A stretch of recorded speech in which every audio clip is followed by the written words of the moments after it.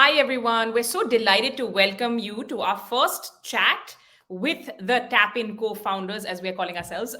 This is Preetha is joining me from Delhi, and I'm also in Delhi, but in another location entirely. I'm Amrita. Preetha, do you want to say hi in a few words to everyone? Hi, everyone. Pleasure to be here. And I hope you have an enjoyable time listening to us.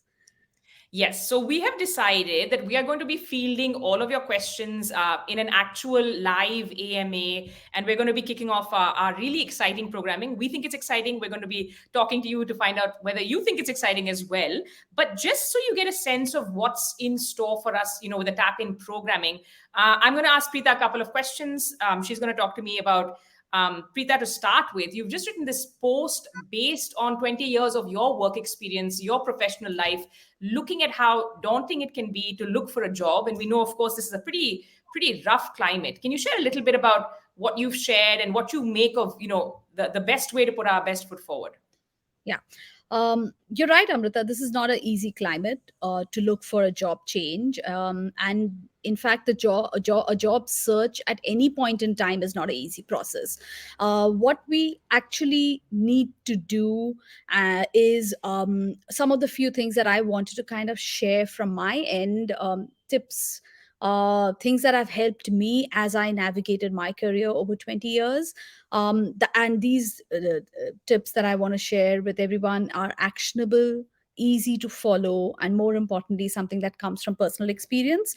So, like, just to share a few top points, one of the first things that we do need to keep in mind when we go through a job search is that this is a long process. It's not a sprint, so we need to be prepared for that mentally, and we also need to remember that there are many other candidates also in the field. So it's not just us. So we need to be aware of the value that we bring to the table and prep really, really well as we go into every job search. That's really helpful for me. I was actually recording a short video which we're going to share about, an interview question that may have stumped us along the way. And you know the one I have in mind. But as I was doing that, I was just reflecting, Preetha, for example, I'm not someone who's super confident going into job interviews. I don't think I'm a very good candidate because sometimes I'm over prepared, sometimes I'm under prepared, and sometimes I just let my nerves go through. But I did realize one thing that has stood me in good stead is I'm usually very passionate or very selective about what I apply for. So I'm usually applying for things I'm very passionate about, and sometimes that can carry me over. What do you think of that in terms of just us trying to play to our strengths? Because we all don't have the benefit of, let's say, a career counselor or someone to take us through what we need. That's true. So, one of the first things we need to remember is there are opportunities available in the market, right? And there are companies that are hiring, as many companies that are laying off. There are a lot of them that are hiring today, but not every job is the right fit for us. And it's important to keep that in mind, because if you get into something that you were kind of pushed into, but you're not passionate about, or it's not your cup of tea, then you are not going to be happy over there. And a few months down the line, you are going to be figuring out what next. So I think in many ways, we really need to be very selective of what we want to do next. We need to have that clarity of thought, and we also need to pen down what are our key strengths and what is the value we bring to the table. And that's critical, whether it's a job search or even if you're in a current organization looking to move up the ladder. You need to pen down what is the value that you bring to the table, and that is going to be your key to success if you want to look for that next role change or look for that promotion. No, that's fantastic. And I've sat with you, Preetha, as we do recruiting for companies, including where we worked together last. And I know that you have certain things you look for when you're on that kind of recruiting panel. Do you want to give us one tip? Because we have to save some for the webinar, but give us one tip that would make a candidate stand out. Yeah. So, one of the first things that we look for in a candidate is how well they've done their research about not just the role, but about the company. So, you really need to read up about the company. And obviously, there are various ways you can go about it. The internet and search is a wonderful tool that's available to everybody. But if you don't know that basic information about the organization and the role that you're applying for, it's going to be one of the first things that stands out and can be a negative mark against you. Yes. And I think, it's been quite impressive to see when candidates actually look up the profile of the person who's doing the interview. That always, well, it sometimes works, but it is a good point in terms of attention to detail. Let's move to something, Preeta, and then I'm gonna make sure you ask me some questions that so I can look Yes, smart for all our viewers. I do have something very interesting to share about Amrita, and I have a question for her. But no, I'm going to let you ask one more thing Let's that you want to, and before we move on. Yes. Yes, remember the whole idea, friends, is to make sure we look smart. You trust us because jokes apart, you know what? Preeta and I are both very good at being authentic. We're never gonna pretend to be something we're not. What we want to do is tap in, and I'd love for you to read the copy that's on the screen right now because we are so invested in our professional work lives. We're invested in our careers. We want to work with you to upskill, uplift, work together to build a kind of community that can do all of these things along with everything else. And Preeta, it sounds like a tall order, but we do know that peer support helps, mentorship helps, especially when it comes to working women who at some point or the other seem to hit this glass ceiling. We know that upskilling and having a buddy system can certainly make a difference. Yeah, and I've seen this play out in many ways through my career also. And a buddy system, or just a person who can actually be your guide, who can be a person who listens to you, lends you a listening ear. And it's not just all, most of the times it's never about work. Most people are able to do their work. It's more about the relationships at work. It's more about the interplay between the managers and between colleagues and team members, and how do you navigate this whole situation. And it's a very different ball game when you are a team member and you are taking that next leap forward to become a manager. The whole space changes, and you need to be upskilled and you need to be ready to take that step forward. So we do want to have these conversations with anybody and everybody who is there ready to move forward. And we hope that these conversations can make a small difference to your life. And that's our end goal at the end of the day.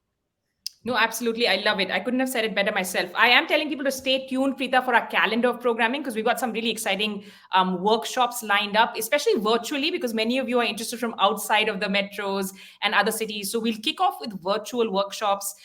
We want you to know how to join us. So you'll get that information as well, wherever you're seeing this video. And of course, Preeta, we will share some of our own introductions and backgrounds as we share this. Yes, and I, as you see Amrita asking me all these questions, and I mean, being that amazing host on camera, I do want to ask Amrita, one of those things that we've had multiple discussions about is how we project ourselves, right? And the confidence that we bring to the table. Sometimes it's not always the true picture. So Amrita, how do you bring this level of confidence? Because I know you have dealt with imposter syndrome, and I know you do have this, and not just you, most of us have, right? So how do you kind of make that shift and bring this confidence to the table? Because it's commendable, and it's not everyone that can do it that well. That is such an interesting question. And I think, it comes back to when we talk about confidence building measures. I think what you just said about imposter syndrome is so true. Like, I mean, it rings so true. I've definitely had to deal with it. And I had the benefit of attending a workshop by an expert, along with many of our former colleagues as well, who are also dealing with imposter syndrome. And I found her tips to be really helpful. One of them was, you know what? This is your brain telling you something. It is partly conditioning, it's partly self-confidence, it's partly many things associated. The way to combat it can be as simple as taking a pen and a notebook and a pen and starting to write down your actual achievements. So if you're in a job right now, look at what the feedback has been that you've been getting. Look at the last, I beg your pardon, look at the last promotion you got. Look at the projects you've been a part of. And there's something about seeing that, Preeta, on the page, or for the more, right? I mean, it can be online, it can be on the page. I find actually writing physically really helpful because there is something that connects with your brain when you do that too. And of course, I had training as a broadcast journalist. So I think that for me, when I got to, hold that gun mic or have that camera crew go and tell a story, it was a really natural way for me to actually adopt this persona, which is someone who's comfortable talking in public. Nowadays, the kind of conversations we do, though, I will come back to what I find to be the most sort of moving public speaking is Yeah. when people are just true to themselves. You can always have someone, the crowd will eat out of your hand, even if you're super nervous, but you kind of make a joke about it and you're like, look, I'm still doing it. It works. I think we need to just learn how to be authentic, I think would be the thing to say. But there are tips which we will share, and we certainly want to make all of you as confident as you can be, because Preetha, you were pointing out, it's not just getting up and talking at a panel or giving a speech. It's everyday work with your internal stakeholders. You're giving presentations to sales teams. There are so many reasons to have public speaking be important. Yeah, and if you also today, in today's day of social media, where everyone wants to share more from their end, how do you do it in a way that you reach out to the other person on the other side of the screen and actually form that relationship? So it's going to be very critical, and we would love to share more as we go along about that. But Amrita, I do want to touch upon that one point that you did speak about writing down what you have accomplished, right? And this is one of the things that we kind of have spoken about, that as women sometimes we tend to underplay some of our accomplishments, I mean, it's something that is, I would not say natural to most of us, but it's something that we tend to do. So how do you think we can kind of deviate and move away from that behavior to something that's much more positive? Well, one thing is, and Preetha will keep me honest here. You need buddies. I need a Preetha in my life to keep me honest. For example, what she's talking about is happening as recently as this week, when we're talking about the things that we're good at, or what do we think we're good at.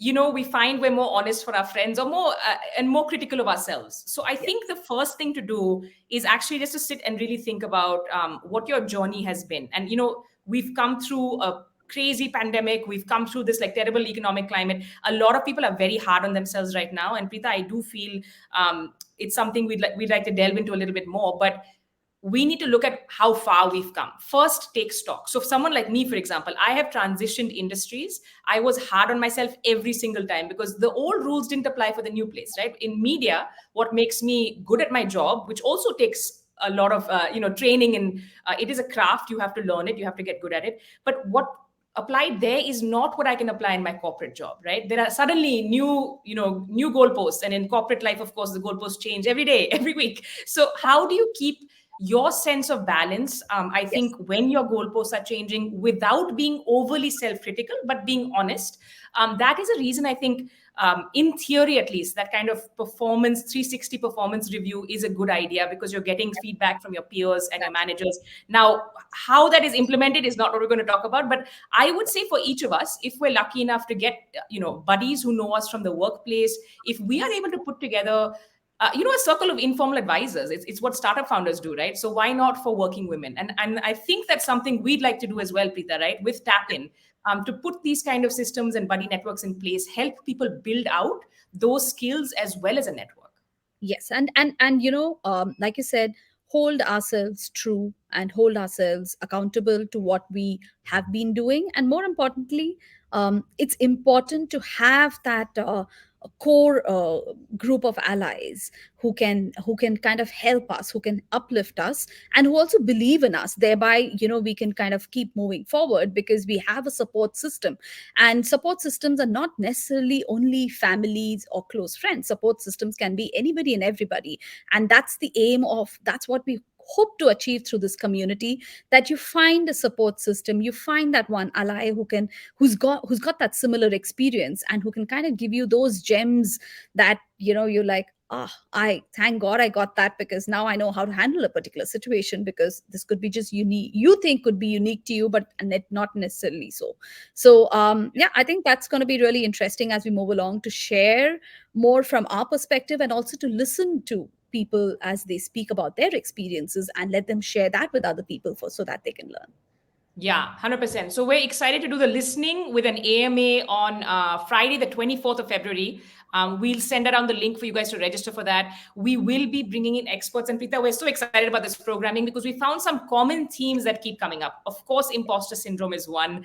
Of course, negotiating, or finding out how to negotiate better for yourself, advocate better for yourself is one. But it is also inching towards March, which is a time everyone panics because we've forgotten to do our financial planning. So that's going to be a fun one. How do you optimize for your tax saving last minute? And we'll find some non-judgmental experts to talk about that as well. So yeah, so stay tuned. We've got a lot of interesting things coming up, and as always, we're here to listen. So you tell us what you would like to hear more from us, and we would love to kind of put them together and bring them to you. Thanks so much for watching. The email's on your screen. Do shoot us an email with your thoughts and comments.